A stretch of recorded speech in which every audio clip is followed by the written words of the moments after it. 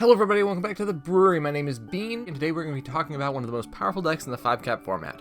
But first, what is the 5-cap format? Well, basically, it's Legacy, but your deck can't cost more than $5, and the cheaper deck gets to go first. Calibrated Blast. It's a linear combo deck built around the card Calibrated Blast, and would you look at that, it's got the same name as the deck. It's almost as though the deck really cares about this single card, which cares about the mana cost of the next non-land card in your library. So, maybe a 15 mana Shadow of Mortality, or a 10 mana Greater Gargadon? Seems good. 10 damage to your opponent, 15 damage to your opponent. These are the only creatures in the deck, and we don't really plan on casting them unless things go very poorly for us. There's also Dead Drop and Volcanic Salvo. Honestly, these cards could have like no text box and we'd still play them just because we want high mana spells. Though the fact that they're not blank does give us like removal and a backup win condition. But what are we going to be casting? Well, unlike other versions of this deck you might have seen, like the modern one, which basically just runs lands for interaction, this bad boy actually has spells. These spells, what is this? This is a flip card. And what is that? Well, it means you can't read it unless you flip it sideways. Ah, much better. Bedeck and Rough deal with early game creatures and give us time to cast our Calibrated Blast twice, or flash back, or cascade into it. That's right, we can cascade into it with Throes of Chaos, which is a very strange looking spell because you might be looking at it and be like, what does this card do? Well, you see, that's right, it does nothing, but it does let us cast Calibrated Blast. When we cast this, we will always cascade into Calibrated Blast because everything in our deck costs more than 3. In fact, actually, most of it costs like a lot, except for Calibrated Blast, which we will always hit. Now, our curve looks like this, which on a normal deck would look absolutely terrible, but for this deck, we actually really care about the top end stuff. I mean, we just kind of want to hit this, and then we win. This deck functions on some funky math, but basically, when we cast or cascade or flashback or whatever into 2 Calibrated Blasts and hit 2 of these 16 cards, or 1 of these 8 cards and 1 of these 8 cards, or we blast 3 times and hit any of these 24 cards twice, then we win, as long as we're not hitting any of these 6 or 7 cards. Pro play tip. If you have the choice between casting or cascading into a Calibrated Blast, always cascade. Always! This is because one of your blasts will be taken out of your deck, reducing the chance of a whiff. Calibrated Blast! Yeah!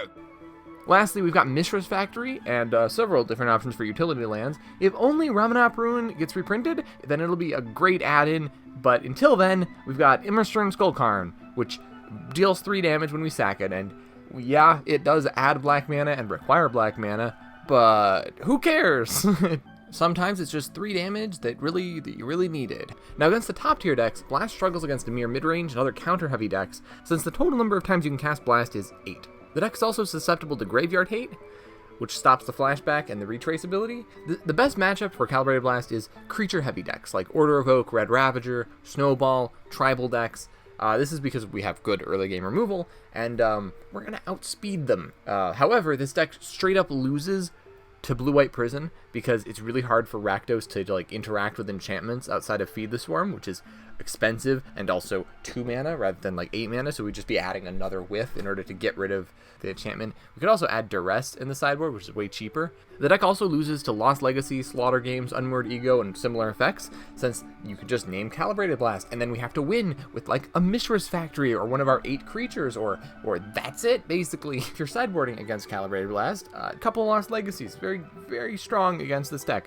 The other colors also have options. White and green can add life gain, like Feed the Clans, or the Font plus Luris combo, Renewed Faith, Pulse of Morosa. There's probably some other good life gain cards that I'm not mentioning because I don't know. There's Runed Halo, which is White's main way of dealing with it. It's only 10 cents, it's pretty good. Blue, well, you have your normal counter spells, but also you got Syncopate, which will stop the flashback, and also Syncopate's like 5 cents. The Exile is very often useful, so it's good against other decks too, like Dredge. Like I said, Black has the aforementioned Lost Legacy, but you also have Find Traps, or whatever it's called.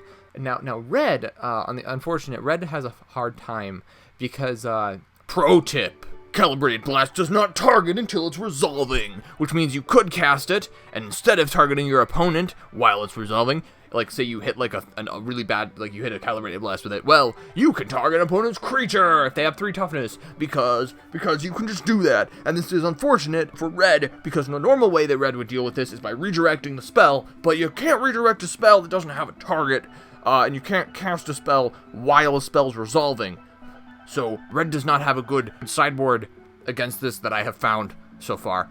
So your best shot if you're in red is to just kill the Calibrated Blast player before they can cast it twice, or destroy their lands. And that has been Calibrated Blast. I'll see you guys with the next of these videos. There's like 6 of them. These are the top tier decks in 5 cap. Yeah. Thank you for all the support.